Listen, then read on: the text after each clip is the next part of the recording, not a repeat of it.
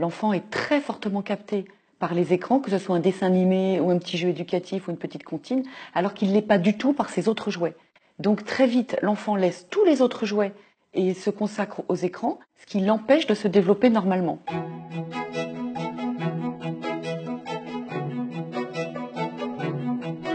C'est capital d'informer les parents sur les besoins de l'enfant, son besoin énorme d'interagir, de patouiller, de toucher les jouets, l'environnement réel, et les effets des écrans, c'est-à-dire que s'il est plus de 4-5 heures sur un écran, il va complètement se couper de la relation humaine et rentrer dans le handicap. Donc il faut informer les parents, leur dire que les écrans, ce ne sont pas des jouets comme les autres, ce ne sont même pas des jouets, ils ont l'équivalent d'une drogue, l'enfant ne peut plus s'en passer, et des effets néfastes sur le développement.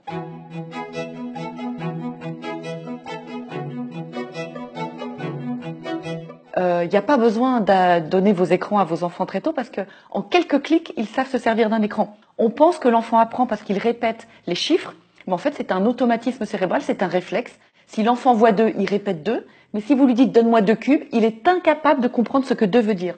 Il répète des mots sans en connaître le sens. Donc il y a un vrai travail d'étude à faire.